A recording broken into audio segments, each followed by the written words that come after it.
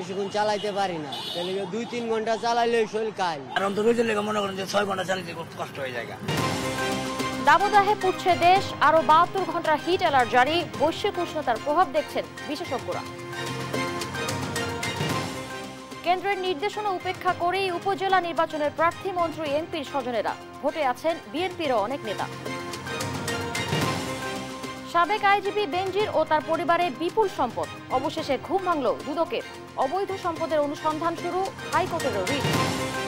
দুদিনের সফরে ঢাকায় কাতারের আমির, বিমানবন্দরের রাষ্ট্রীয় সম্মাননা। সই হবে 11 চুক্তি ও সমঝোতা স্মারক। এবং সীমান্তে আবারও বিএসএফ এর গুলি, কসবায় ঘুরতে যাওয়া বাংলাদেশি যুবককে গুলি করে হত্যা ভারতীয় বাহিনীর।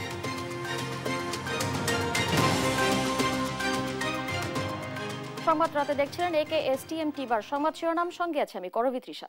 দেশ জুড়ে চলমান হিট অ্যালার্ট আরও 3 দিন বাড়ানো হয়েছে। আবহাওয়া অধিদপ্তর বলছে এ সময় তাপমাত্রা আর না বাড়ালেও 42 ডিগ্রির আশেপাশেই থাকবে। আজ সর্বোচ্চ তাপমাত্রা ছিল চুয়াডাঙ্গা ও যশোরে।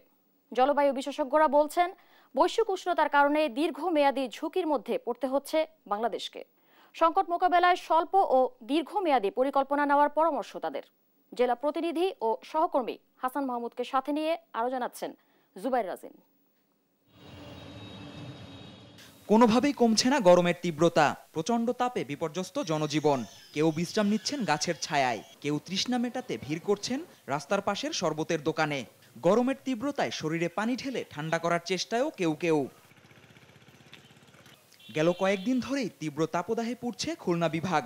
যশোর ও চুয়াডাঙ্গায় সোমবার তাপমাত্রা রেকর্ড করা হয় 40.6 ডিগ্রি সেলসিয়াস। ভ্যানের ভাড়া, পাখি ভ্যানের ভাড়া নেই বললেই চলে, আবার যা আছে গরমে একটু কাজই হচ্ছে না। আরে গরমে চললে কষ্ট হলেও আমাকে কিছু করার নেই, বেড়াতেই হবে। ব্যবসা করতে গেলে আমরা পেট চালাতে গেলি, এটা আমাদের করা লাগবে। একই চিত্র রাজধানী ঢাকায়ও। প্রচণ্ড তাপে নাকাল খেটে খাওয়া মানুষ, উপার্জন কমেছে কয়েক গুণ। বেশিক্ষণ চালাইতে পারি না, তাহলে 2-3 ঘন্টা চালাইলে শরীর কাল, পরে আর যান চলে না। পুরো 12 ঘন্টাই চালাতে পারতাম। আর অন্তর্জাল লেগে মনে করেন যে 6 ঘন্টা চালাইতে খুব কষ্ট হয়ে যায়। এই জামে মনে করেন বয়ে থাকতে মনে করেন যে অস্থির করে ফেলায় বেশি। মনে হয় 10টায় বাইরেছি, এখন বন্ধ করে এলাম। 3 ঘন্টা 2 ঘন্টা এরকম অনেক তাপ প্রয়োজন। আগে 8 ঘন্টা চালাইতাম, এখন 3-4 ঘন্টা চালাই।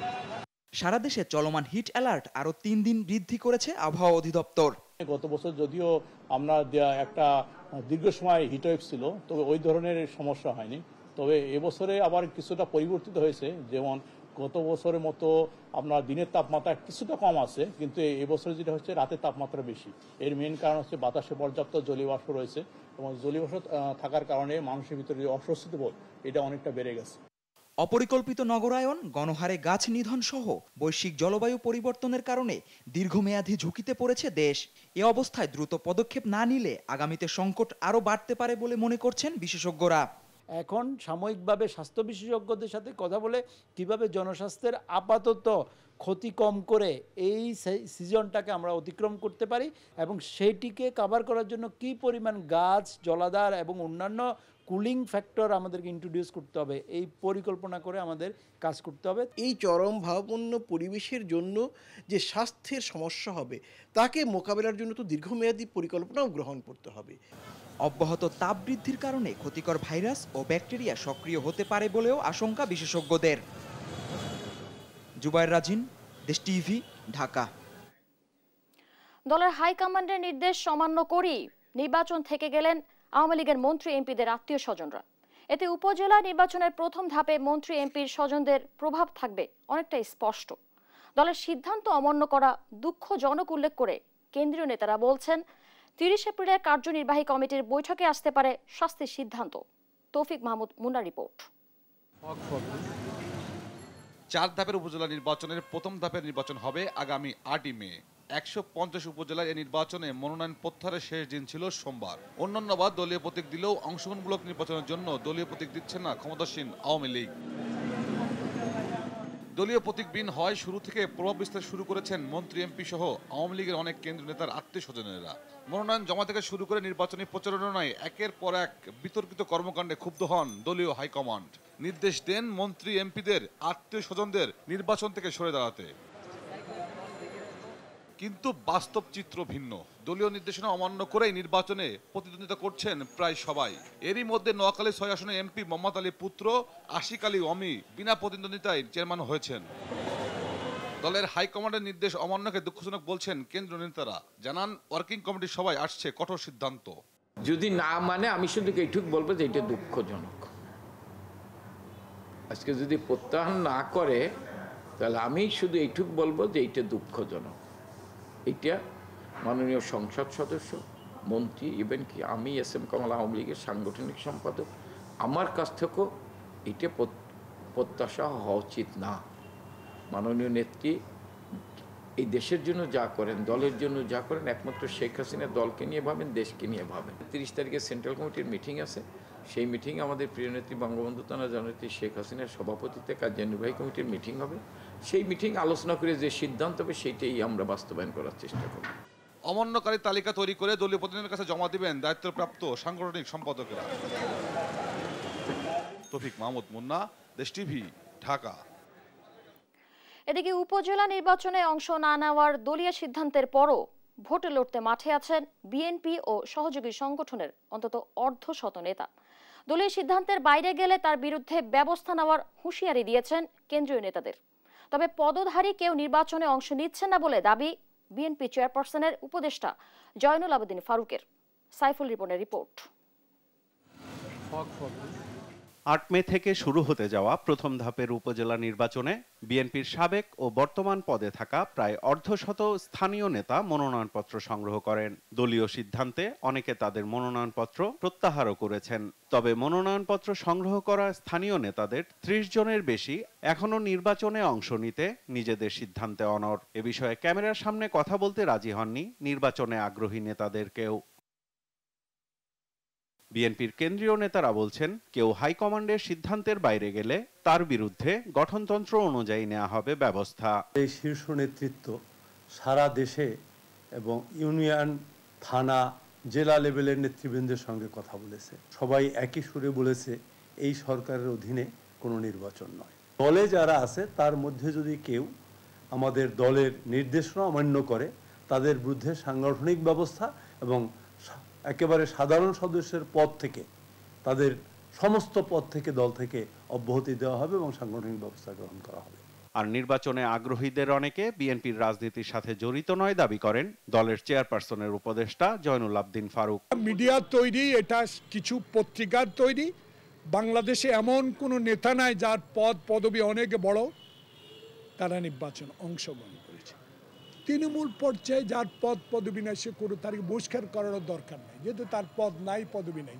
আমরা সাফ জবাব দিয়ে দিয়েছি, যতদিন এই সরকার থাকবে ততদিন কোনো নির্বাচন নয়।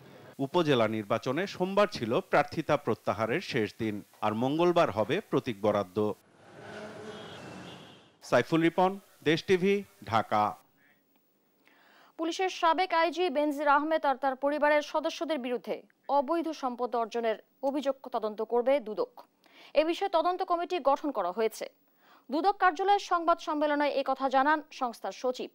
এর আগে বিভিন্ন গণমাধ্যমে বেনজির আহমেদের বিপুল সম্পদের বৈধতা নিয়ে প্রশ্ন তুলে সংবাদ প্রকাশ করা হয়। এদিকে সাবেক এই আইজিপির সম্পদের উৎস জানতে কেন দুদককে নির্দেশ দেওয়া হবে না তা জানতে চেয়ে হাইকোর্টে রিট করেন এক আইনজীবী। হাসান মাহমুদের রিপোর্ট। পুলিশের সাবেক আইজিপি বেনজির আহমেদের বিপুল সম্পদের ফিরিস্তি প্রকাশিত হয় একাধিক গণমাধ্যমে।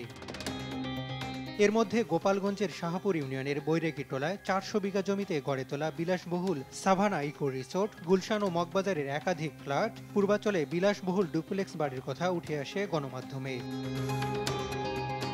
এর বাইরে বেনজির আহমেদের স্ত্রী জিশান মির্জা, বড় মেয়ে ফারহিন রিস্তা, ছোট মেয়ে তাহসিন রাইসার নামে একাধিক বিলাসবহুল ফ্ল্যাট ও বিভিন্ন কোম্পানিতে একাধিক শেয়ার থাকার খবর প্রকাশ হলে সারা দেশে তৈরি হয় চাঞ্চল্য। সবশেষ রোববার বেনজিরের সম্পদের বিষয়ে জানতে দুদকে আবেদনের কথা জানান ব্যারিস্টার সাইদুল হক সুমন। এরপর সোমবার তার সম্পদের উৎস সম্পর্কে অনুসন্ধান করতে হাইকোর্টে রিট করেন তিনি। সাবেক আইজিপি বেনজিরের এই অবৈধ সম্পদের খবর গণমাধ্যমে প্রকাশ হলেও দীর্ঘদিন নীরব ছিল দুর্নীতি দমন কমিশন দুদক। সবশেষ যেন ঘুম ভাঙল সংস্থাটির। সোমবার এক সংবাদ সম্মেলনে বেনজির আহমেদের বিপুল সম্পদের উৎস অনুসন্ধানে কমিটি গঠন করা হয়েছে বলে জানান দুদক সচিব। সাবেক আইজিপি জনাব বেনজির আহমেদের বিরুদ্ধে অবৈধ সম্পদ অর্জনের একটি প্রতিবেদন জাতীয় দৈনিক পত্রিকায় প্রকাশিত হয়। 1 এপ্রিল ও 2 এপ্রিল 2024 তারিখে আরও কিছু ইলেকট্রনিক মিডিয়ায় একই প্রকৃতির অভিযোগ প্রকাশিত হয়। সাবেক আইজিপি জনাব বেনজির আহমেদের বিরুদ্ধে অবৈধ সম্পদ অর্জনের অভিযোগ অনুসন্ধানের জন্য অনুমোদন দেওয়া হয়। সংশ্লিষ্ট আইন ও বিধি মোতাবেক নির্ধারিত সময়সীমার মধ্যে অনুসন্ধান সমাপ্ত করে আইনানুগ ব্যবস্থা গ্রহণ করা হবে। তবে সংবাদ প্রকাশের পর দীর্ঘ সময় দুদকের নীরবতার বিষয়ে সচিব বলেন, গত 18 এপ্রিল বেনজির আহমেদের সম্পদের অনুসন্ধানের সিদ্ধান্ত হয়।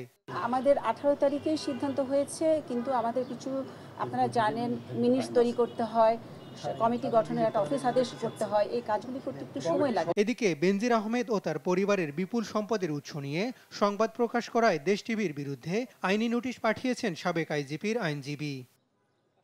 হাসান মাহমুদ, দেশ টিভি, ঢাকা। যুদ্ধের পেছনে অর্থ ব্যয় না করে তা জলবায়ু অভিঘাত মোকাবেলায় ব্যয় করতে বিশ্ব নেতাদের প্রতি আহ্বান জানিয়েছেন প্রধানমন্ত্রী শেখ হাসিনা। ভবিষ্যৎ প্রজন্মের জন্য নিরাপদ ও বাসযোগ্য পৃথিবী গড়তে জলবায়ু অভিযোজন সক্ষমতা বৃদ্ধি সহ 5 দফা সুপারিশ তুলে ধরেন তিনি। শামীমা আক্তারের রিপোর্ট। জাতিসংঘের জলবায়ু অভিযোজন সম্মেলন 2024-এর উদ্বোধনী উপলক্ষে রাজধানীর বঙ্গবন্ধু আন্তর্জাতিক সম্মেলন কেন্দ্রের এই আয়োজন। পরিবেশ, বন ও জলবায়ু পরিবর্তন বিষয়ক মন্ত্রণালয়ের উদ্যোগে আয়োজিত এই সম্মেলনের উদ্বোধন করেন প্রধানমন্ত্রী শেখ হাসিনা। বন, পরিবেশ ও জলবায়ু পরিবর্তন বিষয়ক মন্ত্রণালয়ের মন্ত্রী সহ দেশি বিদেশে বিভিন্ন সংস্থার প্রতিনিধি, এনজিও প্রতিনিধি, জলবায়ু বিশেষজ্ঞ সহ প্রায় 1000 প্রতিনিধির উদ্বোধনী অনুষ্ঠানে অংশ নেন। 4 দিনের এই সম্মেলনের লক্ষ্য বিশ্বের কাছে জাতিসংঘের জলবায়ু অভিযোজনে বাংলাদেশের সফলতা তুলে ধরা। ন্যাপ এক্সপো 2024 এবং Bangladesh climate development partnership BCDP এর শুভ উদ্বোধন ঘোষণা করতে এ সময় প্রধানমন্ত্রী শেখ হাসিনা বলেন, বঙ্গবন্ধুর পদাঙ্ক অনুসরণ করে নিজস্ব অর্থায়নে বাংলাদেশ জলবায়ু পরিবর্তন ট্রাস্ট ফান্ড গঠন সহ তার সরকারের 25টি মন্ত্রণালয়ের মাধ্যমে 37,000 কোটি টাকা ব্যয় করেছে। আমরা বঙ্গবন্ধু শেখ মুজিবের পদাঙ্ক অনুসরণ করি জলবায়ু পরিবর্তনের বিরূপ প্রভাব মোকাবেলায় নিজস্ব সম্পদ দিয়ে বিভিন্ন কর্মসূচি বাস্তবায়ন করছি। অভিযোজন কার্যক্রমে বাস্তবায়নের জন্য 2009 সালে আমরা নিজস্ব অর্থায়নে বাংলাদেশ জলবায়ু পরিবর্তন ট্রাস্ট ফান্ড প্রতিষ্ঠা করেছি। বৈশ্বিক কার্বন নিঃসরণে বাংলাদেশের অবদান খুবই সামান্য হলেও ক্ষতিগ্রস্ত ও ঝুঁকিপূর্ণ দেশগুলোর মধ্যে বাংলাদেশ অন্যতম। উল্লেখ করে প্রধানমন্ত্রী বলেন, জলবায়ু পরিবর্তনের এই বিরূপ প্রভাব বাংলাদেশের সম্ভাব্য উন্নয়ন ও অর্থনৈতিক সমৃদ্ধির জন্য হুমকি। জলবায়ু পরিবর্তনের এই বিরূপ প্রভাব আমাদের সম্ভাব্য উন্নয়ন এবং অর্থনৈতিক সমৃদ্ধির জন্য হুমকি হিসেবে দেখা দিয়েছে। অব্যাহত বৈশ্বিক উষ্ণায়নের ফলে সমুদ্রতলের উচ্চতা বৃদ্ধি পাচ্ছে, লবণাক্ততা বৃদ্ধি পাচ্ছে। এর ফলে বাংলাদেশের দক্ষিণ পশ্চিমাংশের বিস্তীর্ণ অঞ্চল, যা দেশের মোট আয়তনের 12 থেকে 17%, এই শতাব্দীর শেষ দিকে সমুদ্রগর্ভে নিমজ্জিত হওয়ার ঝুঁকির মধ্যে রয়েছে। বাংলাদেশ জলবায়ু পরিবর্তনের অভিঘাত মোকাবেলায় সবসময় আন্তর্জাতিক সম্প্রদায়ের সাথে কাজ করে যাচ্ছে উল্লেখ করে ধরিত্রী রক্ষায় সবাইকে একযোগে কাজ করার আহ্বান জানান প্রধানমন্ত্রী শেখ হাসিনা। বাংলাদেশ সহ জলবায়ু পরিবর্তনের বিরূপ প্রভাবে হুমকিতে থাকা অন্যান্য দেশগুলো যাতে অব্যাহতভাবে আর্থিক, বৈজ্ঞানিক ও প্রযুক্তিগত সহায়তা পায়, সেজন্য আমি আন্তর্জাতিক সম্প্রদায় ও ধনী দেশগুলোর প্রতি আহ্বান জানাই। যুদ্ধে অস্ত্র এবং অর্থ ব্যয় না করে সে টাকাগুলি এই জলবায়ু পরিবর্তনে যদি ব্যয় করা হতো তো বিশ্বটা রক্ষা পেত। প্রধানমন্ত্রী শেখ হাসিনা বলেন, এরই মধ্যে প্রধানমন্ত্রী কার্যালয়ের নেতৃত্বে বাংলাদেশ উন্নয়ন সহযোগীদের সঙ্গে নিয়ে নানা পদক্ষেপ গ্রহণ করেছে। শামীমা আক্তার, দেশ টিভি, ঢাকা। সংবাদ রাতে আরো থাকছে। বান্দরবনের রুমাই সেনাবাহিনীর অভিযানে KNF সদস্য নিহত, অস্ত্র গোলাবারুদ উদ্ধার।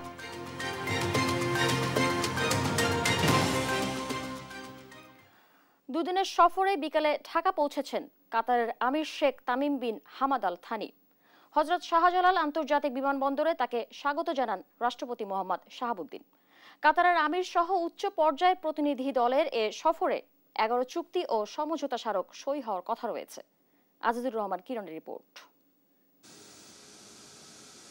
কাতারের আমির Sheikh Tamim bin Hamad Al থানির আগমন উপলক্ষে হযরত শাহজালাল আন্তর্জাতিক বিমানবন্দরে নেওয়া হয় বিশেষ প্রস্তুতি। মন্ত্রী পরিষদ সদস্য থেকে বিভিন্ন বাহিনীর তৎপরতা ছিল আগে থেকেই। কাতার এয়ারের বিশেষ ফ্লাইটে সোমবার বিকেল 5টায় ঢাকা পৌঁছালে আমির Sheikh Tamim bin Hamad Al থানিকে স্বাগত জানান রাষ্ট্রপতি মোহাম্মদ শাহাবুদ্দিন। বিমানবন্দরে আমিরকে দেয়া হয় গার্ড অব অনার। সফরের দ্বিতীয় দিন মঙ্গলবার সকালে গণভবনে প্রধানমন্ত্রী শেখ হাসিনার সঙ্গে বৈঠক করবেন কাতারের আমির। দুই শীর্ষ নেতার বৈঠকের পর দুই দেশের মধ্যে 11 চুক্তি ও সমঝোতা স্মারক সই হওয়ার কথা রয়েছে। মধ্যপ্রাচ্যে বাংলাদেশের শ্রমবাজার বিষয় এবং বাণিজ্য সহযোগিতা বিষয়ে এই সফর গুরুত্ব বহন করছে বলে মনে করছে পররাষ্ট্র মন্ত্রণালয়। এই সফরে 11টি দ্বিপক্ষীয় দলিল স্বাক্ষরের কথা রয়েছে, তার মধ্যে 6টি চুক্তি এবং 5টি সমঝোতা স্মারক। আমাদের যে দুই দেশের মধ্যে বহু মাত্রিক যে সম্পর্ক সেটি আরও বিস্তৃত হবে।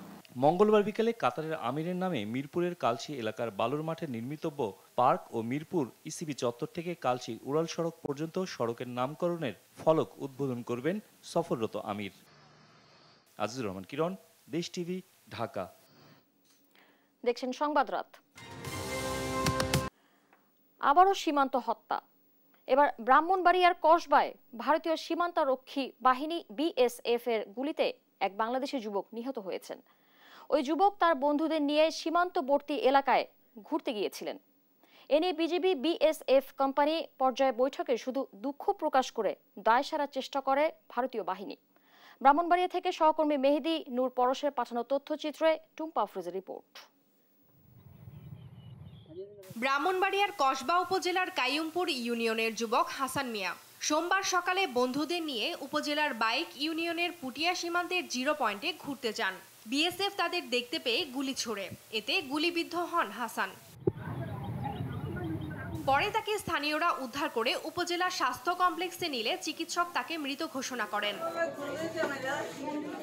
ঘটনার খবর ছড়িয়ে পড়লে নিহতের স্বজনরা হাসপাতাল চত্বরে ভিড় করেন। এ সময় কান্নায় ভেঙে পড়েন তারা। সীমান্তে হত্যা বন্ধ সহ হাসান হত্যাকাণ্ডের বিচার চান স্বজনরা। আমার যেটারে এতিম করে দিয়ে গেছে, আল্লাহ যদি তার না করে, যে হাতে গুলি গেছে এই হাতে যদি তার বুঝছে পারে, আল্লাহ যদি তারা দেখ করে। আমার জীবনটা আমার ছিল, আমার তো কেন আমার বুলাটারে গুলি করলো, আমি মাননীয় প্রধানমন্ত্রীর কাছে বিচার চাই। বাংলাদেশের মানুষকে এইভাবে অত্যাচার জুলুম ওনারা করছে, এটা আমরা সরকারের কাছে এটা সূক্ষ্ম বিচার চাই। এটা আমাদের কাম্য না যে ইন্ডিয়ার বিএসএফ হঠাৎ গুলি করে দিবে, আমরা সুষ্ঠু একটা বিচার চাই। ঘটনার পর দুপুরে বিজিবি এবং বিএসএফ এর কোম্পানি পর্যায়ে বৈঠক হয়। এতে বিজিবির পক্ষ থেকে আনুষ্ঠানিক প্রতিবাদ জানানো হয়েছে। বিএসএফ এই ঘটনায় দুঃখ প্রকাশ করে এমন অনাকাঙ্ক্ষিত ঘটনা আর ঘটবে না বলে আশ্বস্ত করে। পুরো ঘটনা তদন্ত করা হবে বলে জানিয়েছে পুলিশ। সংবাদ পেয়ে উপজেলা স্বাস্থ্য কমপ্লেক্স কসবায় এসেছি, এসে মৃত হাসানের লাশ পেয়েছি। আমরা এটা এখন সুরতহাল প্রস্তুত করে ময়নাতদন্তের ব্যবস্থা করছি। ওই ঘটনা আমরা এখনো আন্ডার ইনভেস্টিগেশনে রয়েছে, আমরা তদন্ত করে তারপরে তদন্ত বিস্তারিত। তবে এ বিষয়ে বিজিবির ঊর্ধ্বতন কর্মকর্তাদের সঙ্গে একাধিকবার মুঠোফোনে যোগাযোগের চেষ্টা করা হলেও তা সম্ভব হয়নি। নিউজ ডেস্ক, দেশ টিভি। বান্দরবানের রুমায় সেনাবাহিনীর যৌথ অভিযানে কেএনএফ এর এক সন্ত্রাসী নিহত হয়েছেন। সোমবার রাতে আন্তঃবাহিনী জনসংযোগে পরিদপ্তর থেকে পাঠানো প্রেস বিজ্ঞপ্তিতে এই তথ্য জানানো হয়। অভিযানে সেখান থেকে অস্ত্র, গোলাবারুদ ও অন্যান্য সরঞ্জাম উদ্ধার করা হয়। সোমবার সকাল 7টার দিকে রুমার মুনলাই পাড়ার কুকি চিন ন্যাশনাল আর্মির অবস্থান লক্ষ্য করে হামলা চালায় যৌথ বাহিনী।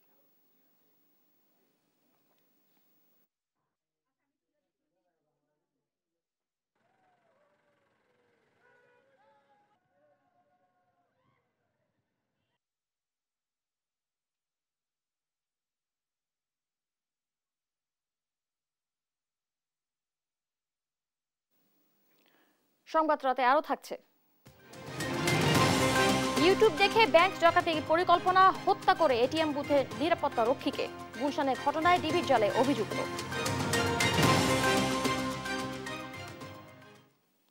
সুপ্রিম কোর্ট আইনজীবী সমিতির নির্বাচনের পর বিএনপি আইনজীবী ফোরামের ভাঙন এখন দৃশ্যমান। ব্যারিস্টার কায়সার কামাল সরকারের এজেন্ট হয়ে বারবার কাজ করছে, এমন অভিযোগ তুলে তাকে দল থেকে বের করে দেওয়ার দাবি জানান ব্যারিস্টার মাহবুব উদ্দিন খোকন। সাবরিনা মজুমদারের রিপোর্ট। রোববার বিএনপি নেতৃত্বাধীন জাতীয়তাবাদী আইনজীবী ফোরামের জ্যেষ্ঠ সহসভাপতির পদ থেকে এএম মাহবুব উদ্দিন খোকনকে অব্যাহতি দেয়া হয়। পরের দিন সোমবার সুপ্রিম কোর্ট হলে এ নিয়ে সংবাদ সম্মেলন করেন সুপ্রিম কোর্ট আইনজীবী সমিতির নতুন সভাপতি ব্যারিস্টার মাহবুব উদ্দিন খোকন। অভিযোগ করেন কায়সার কামাল সরকারের এজেন্ট হয়ে বার নির্বাচনে কাজ করছে। যেই লোক এত নোটিশ করেন আর চুরি করেন না, চুরি ধরা বয়স করলে নাকি মার্কেজ করলে গায় সেটা কিভাবে বেচায়? সেই লোকটা এখন আইনজীবী, বাংলা জাতীয় আইনজীবী ফেলা। আমি মনে করি সে বাচ্চা আইনজীবী না, বঙ্গবন্ধু আইনজীবী পরিষদ কিন্তু কোথাও থাকা উচিত, তাদের কোন আইনজীবী সংগঠনে তার থাকা উচিত না। দলের ভারপ্রাপ্ত চেয়ারম্যানের নির্দেশে বার নির্বাচনে অংশ নিয়ে দায়িত্ব গ্রহণ করেছেন বলেও দাবি করেন ব্যারিস্টার খোকন। প্রতিষ্ঠা বিএনপিতে আমি অতীত আছিলাম, বর্তমানে আছি, ভবিষ্যতে থাকবো। আমি কিন্তু আইনজীবীদের আইনজীবী ফোরামের সদস্যদেরকে আহ্বান জানাচ্ছি, এই কুলাঙ্গার বালক কায়সার কামালকে ব্যাপারে আপনারা ব্যবস্থা গ্রহণ করুন। বিএনপির স্থায়ী কমিটির কাছে কায়সার কামালের বিষয়ে অনুসন্ধানের আহ্বানও জানান বার সভাপতি। সাবরিনা মজুমদার, দেশ টিভি, ঢাকা। দেখছেন সংবাদ রাত। ঋণগ্রস্ত হয়ে চেষ্টা করেন কিডনি বিক্রির, না পেরে পরে ইউটিউব থেকে শেখেন ব্যাংক ডাকাতির কৌশল। রাজধানী গুলশানে ব্যাংকের এটিএম বুথে ডাকাতি করতে গিয়ে নিরাপত্তা কর্মী খুনের ঘটনায় গ্রেপ্তার আরিফ দিয়েছেন এমন চাঞ্চল্যকর তথ্য। ডিএমপির অতিরিক্ত কমিশনার হারুনার রশিদ ব্রিফিংয়ে জানান, হত্যাকাণ্ডে ব্যবহৃত আলামতও জব্দ করা হয়েছে। এনআই নাহিদের রিপোর্ট। এ যেন সিনেমার গল্পকেও হার মানায়। ইউটিউব দেখে ব্যাংকের বুথে ডাকাতির পরিকল্পনা করেন আরিফুল ইসলাম। এরপর মিরপুর এলাকার এক বিপণী বিতান থেকে চাপাতি, শাবল, হাতুড়ি কিনে নেন। পরে গুলশান এলাকায় নিরিবিলি ধরনের এটিএম বুথ খুঁজতে থাকেন। 10 এপ্রিল রাজধানীর বিভিন্ন এলাকা ঘুরে গুলশানের শাহজাদপুর এলাকার বেসরকারি এক ব্যাংকের বুথে ডাকাতির সিদ্ধান্ত নেন আরিফুল এবং নিরাপত্তা কর্মী হাসান মাহমুদকে কুপিয়ে হত্যা করেন। আসামির জন্য উপযুক্ত শাস্তি হয়, সেটার জন্য আমি তাদের কাছে বিশেষভাবে অনুরোধ করতেছি। রোববার ঢাকার কালাচাঁদপুর এলাকা থেকে তাকে গ্রেপ্তার করে ডিবি পুলিশ। সোমবার দুপুরে রাজধানীর ডিএমপি মিডিয়া সেন্টারে সংবাদ সম্মেলনে ডিবি প্রধান জানান, জিজ্ঞাসাবাদে আরিফুল হত্যা ও ডাকাতির কথা স্বীকার করেছেন। এটিএম বুথ ডাকাতি হচ্ছে, সেখান থেকে এটিএম বুথ খোলার পরে দেখেন সে লক্ষ লক্ষ টাকা, এই টাকা অনেক টাকা পেয়ে গেছে। একটু ওই সিনেমার ইউটিউবের মধ্যে দেখেছে, তখন তার মনে জাগলো তাহলে আমার এটিএম বুথ কোথায় আছে সেখানে আমার ডাকাতি করতে হবে, তাহলে আমার এই টাকার সমস্যার সমাধান হবে। অভিযানে হত্যাকাণ্ডে ব্যবহৃত চাপাতি, এটিএম বুথ ভাঙ্গায় ব্যবহৃত হাতুড়ি, শাবল সহ বিভিন্ন সরঞ্জামও উদ্ধার করা হয়। তাকে 4 দিন পরে যখন আমরা গ্রেপ্তার করলাম, তার ওই শার্টটা ওই প্যান্টটাই ছিল এবং সে একদম সবকিছুই সে স্বীকার করেছে। যে যে আলামতগুলি ছিল, ক্রিকেট খেলার জার্সি থেকে শুরু করে যা সে ইউজ করেছিল, আমরা সবকিছুই উদ্ধার করেছি এবং সে রিমান্ডে সবকিছু স্বীকার করেছে। অভিযোগ গঠন করে আসামিকে আদালতে পাঠানো হয়েছে বলেও জানান ডিবি প্রধান। এনআই নাহিদ, দেশ টিভি, ঢাকা।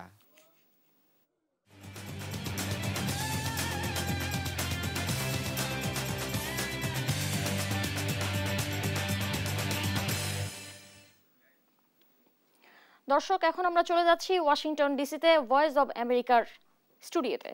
সেখানে দেশ টিভির জন্য যুক্তরাষ্ট্রের খবর নিয়ে অপেক্ষা করছেন তাহিরা কিবরিয়া। ভিওএ 60তে স্বাগত জানাচ্ছি, আমি তাহিরা কিবরিয়া। সংক্ষেপে আমেরিকার কিছু খবর। ডোনাল্ড ট্রাম্পের বিরুদ্ধে সোমবার নিউ ইয়র্কের একটি আদালতে বিচারিক জেরা শুরু হতে যাচ্ছে। 2016 সালের প্রেসিডেন্ট নির্বাচনের ঠিক আগে কথিত বিবাহ বহির্ভূত সম্পর্ক ধামাচাপা দিতে তথ্য গোপন করার জন্য অর্থ প্রদানের ষড়যন্ত্রের অভিযোগে তিনি অভিযুক্ত হন। ট্রাম্প অবশ্যই এই অভিযোগ অস্বীকার করেছেন। নিউ ইয়র্কের কলম্বিয়া বিশ্ববিদ্যালয় সোমবার থেকে শুরু হওয়া ইহুদি পাসওভার ছুটিতে অতিরিক্ত নিরাপত্তা কর্মী মোতায়েন করেছে। গত সপ্তাহ থেকে ফিলিস্তিনপন্থী বিক্ষোভকারীরা স্কুলে সমবেত হয়ে ইসরায়েল হামাস যুদ্ধের বিরুদ্ধে সমাবেশ করছে এবং তারা মাঝে মাঝে হিংসাত্মক শব্দ ব্যবহার করছে। হোয়াইট হাউস জানিয়েছে প্রেসিডেন্ট জো বাইডেন সোমবার ধরিত্রী দিবস উপলক্ষে আবাসিক সৌর প্রকল্পের জন্য $7 বিলিয়ন অনুমোদনের কথা ঘোষণা করবেন, যা প্রায় 10 লক্ষ নিম্ন আয়ের পরিবারকে বিদ্যুৎ পেতে সাহায্য করবে। আজ এ পর্যন্তই। Tahira Kibria, voice of America, Washington.